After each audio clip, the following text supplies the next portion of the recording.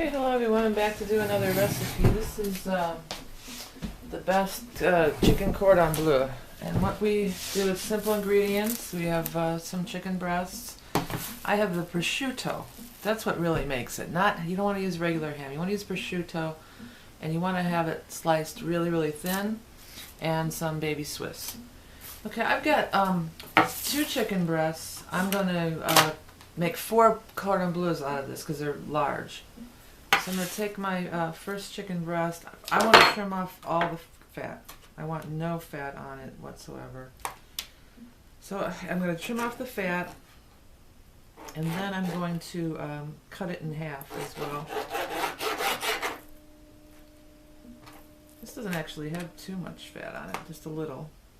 Let's get it out of there. Put it back in the bowl, I guess. It's kind of hard to hold it together, but I'm going to use toothpicks, and you can take them out later. So here's my breast.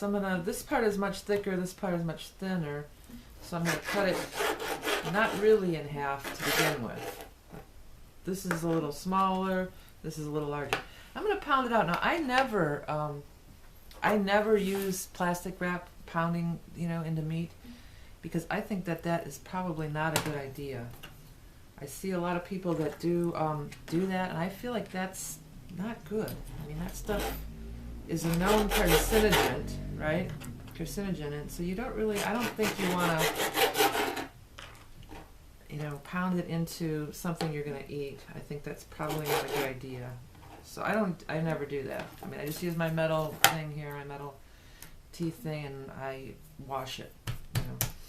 With the chicken, it's not like when you're doing schnitzel where you can really just tear into it. You do have to be a little bit more delicate. And then what I'll even do is use the flat side of this poundy tenderizer. I think that's what this thing is called, actually.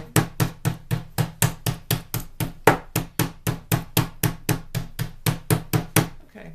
So I cut it down, pound it kind of thin. It's irregular shaped because it is, it's irregular. There's a little thick part right here. So then what we're going to do is we're going to put in a layer of each thing here. So I'm going to get one piece of prosciutto.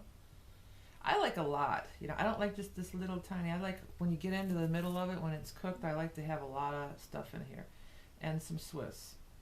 Now, you want to keep it away from the edges because even after it's bread and stuff, it will come out. And then you just kind of make a roll out of it, just pretty much any way you can. Get it rolled up. Okay. And there's a little bit of stuff hanging. I'm going to tuck it. Then I'm going to take my toothpicks, just plain old wooden toothpicks, and put them through, you can do a few on each thing. After they've cooked, it comes right out, and it won't fall apart either. It keeps its shape, but you just do need it for this part. So I've got one that way, one that way, that one that way. Do I need one more? I might as well. So I'm going to put 4 toothpicks in it. Okay, so I'm going to set it aside. I'm going to do the rest of these, and then we're going to bread it, and we're going to bake them. Be back in a bit. Okay, I'm back, and we've got these 4 things ready to go into the breading. I'm going to take an egg. 1 egg. Oops. And a little bit of milk. I don't need much because we only have the four chicken things over here to work with. Mix that together. It looks like this. You can see. So we just get a nice mix in there. Bust up that yolk. Get it nice and distributed. I think I actually do need a tinge more to do these 4. Yeah, like that. Okay, so they're here. I'm not going to do like a separate flour dipping. I'm just going to take flour and kind of do it right here. Because they are sort of fragile, I guess, would be the word. So I'm going to kind of get a little, dusting of flour on it. On each of them.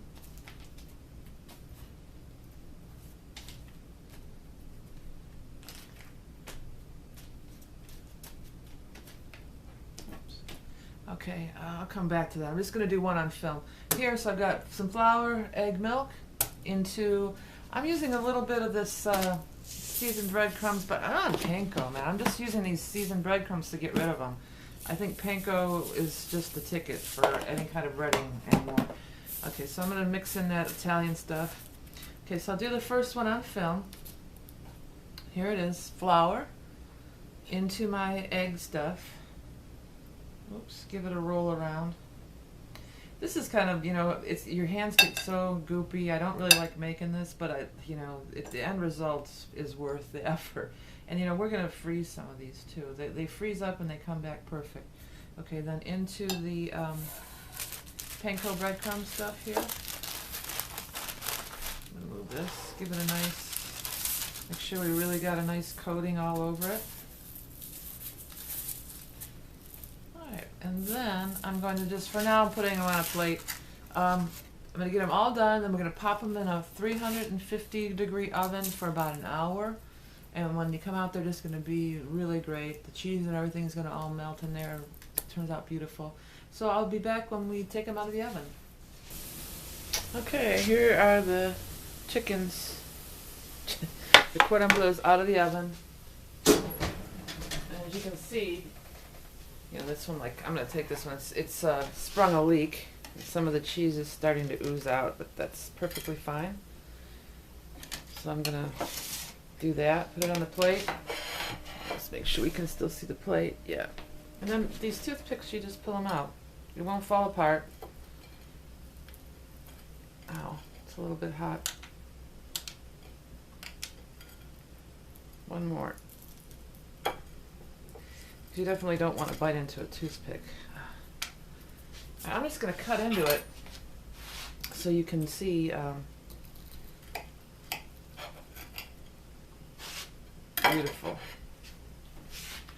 So that's what the inside looks like.